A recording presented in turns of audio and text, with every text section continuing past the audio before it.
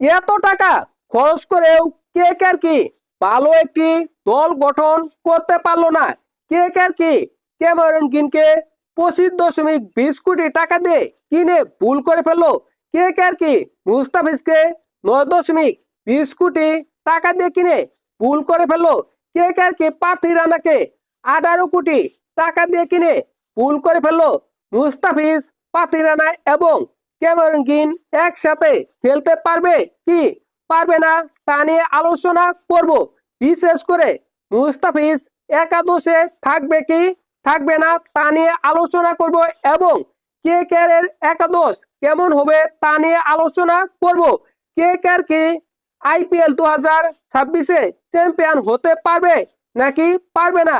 KKR এর দলটা কতটা শক্তিশালী হলো দেখেন।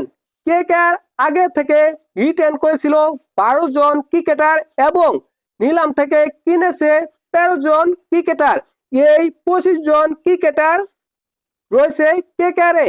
দেখেন কেকেআর এর ব্যাটিং এ রয়েছে আজিঙ্কা রাহানে, রিঙ্কু সিং, অঙ্কুশ রাজবংশী, মানিশ পান্ডে, রুপমেন পাওয়েল, রাহুল ত্রিপাঠী। অসাধারণ ব্যাটিং লাইন আপ কেকেআর এ। তাছাড়া কেকেআর এর উইকেট কিপারে রয়েছে ফিন এলেন, তেজবি সিং, টিম সাইফোর্ড। এরা ভালো মানের উইকেট কিপার, এটা নিঃসন্দেহে বলা যায়।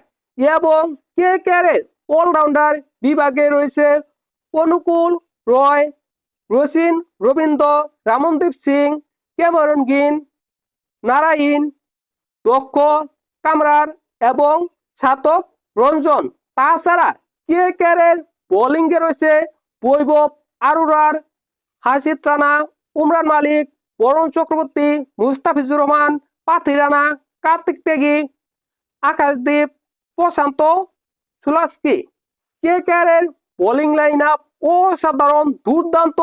কেকেআর এর বোলিং লাইন আপ গত বছর খারাপ ছিল, এই কারণে গত বছর কেকেআর এতটা বাজে খেলেছে, এতটা খারাপ খেলেছে।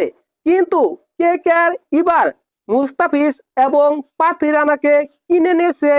কেকেআর এর বোলিং লাইন আপ অনেকটা শক্তিশালী হয়েছে। কেকেআর বোলিং লাইন আপ এতটা শক্তিশালী হয়েছে, কেকেআর কাকে রেখে কাকে বাদ দিয়ে একাদশ গঠন করবে তা নিয়েই হিমশিম খাবে। কেকেআর এর ওপেনিং করবে ফিন এলন বা টিম সাইফোর্ড, এই 2 জনের মধ্যে একজন। বিশেষ করে ফিন এলন ওপেনিং করতে পারে।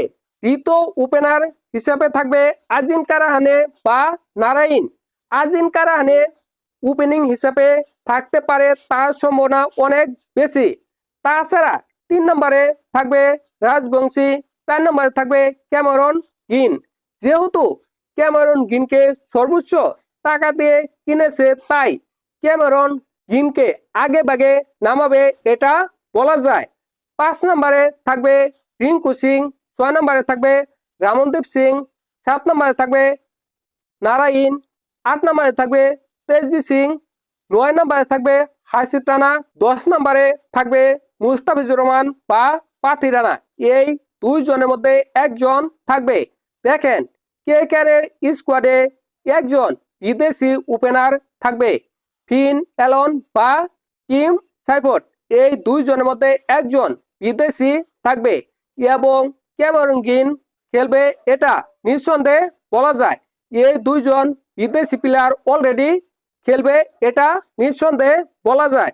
তাছাড়া বিদেশি প্লেয়ার হিসাবে খেলবে নারায়ণ, অর্থাৎ 3 জন বিদেশি প্লেয়ার হয়ে গেল। তাহলে আর একজন বিদেশি প্লেয়ার খেলতে পারবে সর্বোচ্চ, সেক্ষেত্রে মুস্তাফিজুর রহমান বা পাথি রানা, এই 2 জনের মধ্যে একজন খেলতে পারবে। কোন ম্যাচে মুস্তাফিজুর রহমান একাদশে সুযোগ পাবে, আবার কোন ম্যাচে পাথি রানা একাদশে সুযোগ পাবে। 2 জন একই ম্যাচে খেলতে পারবে না, এটা মোটামুটি নিশ্চিত। আমার মনে হয় একাদশে মুস্তাফিজুর রহমান বেশি সুযোগ পাবে, কারণ আইপিএল 2025-এ পাথি রানা খুব ভালো কিছু করতে পারেনি। কিন্তু আইপিএল 2025-এ মুস্তাফিজুর রহমান 3টি ম্যাচ খেলেছে, 3টি ম্যাচে 4টি উইকেট পেয়েছে। তাছাড়া 2025 সালে টি-20 ক্রিকেটে মুস্তাফিজুর রহমান অসাধারণ খেলতেছে, দুর্দান্ত খেলতেছে। এই কারণে একাদশে মুস্তাফিজুর রহমানের সুযোগ পাওয়ার সম্ভাবনা সবচেয়ে বেশি। 11 নম্বরে খেলবে বরুণ চক্রবর্তী। দেখেন কেকেআর এই একাদশ অসাধারণ শক্তিশালী হয়েছে, তারপরেও আমার মনে হয় কেকেআর একাদশে কিছু কিছু জায়গায় কিছু কিছু দুর্বলতা রয়েছে। বিশেষ করে কেকেআর একেবারে ব্যাটিংয়ে কিছুটা দুর্বলতা রয়েছে ফিনিশিং রুলে। দেখেন কেকেআর 6 নম্বরে ব্যাটিং করবে রামনদীপ সিং, 7 নম্বরে নারায়ণ, 8 নম্বরে তেজস্বী সিং, 9 নম্বরে হাসিদ রানা। বিশেষ করে 6 থেকে 8 নম্বর এই 3 জন ব্যাটারের ক্ষেত্রে কিছুটা দুর্বলতা রয়েছে। দেখেন নারায়ণ যেদিন ভালো ব্যাটিং করবে সেদিন বিপক্ষ দলের জন্য খবর আছে, ওই দিন বিপক্ষ দল কেঁদে কুল পাবে না। কিন্তু নারায়ণ বেশিরভাগ দিন খেয়াল করবে, ওই দিন কেকেআর কিছুটা ভুগতে হবে, ওই দিন কেকেআর কিছুটা সমস্যায় পড়তে হবে। আপনাদের কি মনে হয় কেকেআর কি আইপিএল 2026-এ চ্যাম্পিয়ন হতে পারবে? মুস্তাফিজ কি একাদশে চান্স পাবে? অবশ্যই আপনার মত কমেন্ট করে জানাবেন।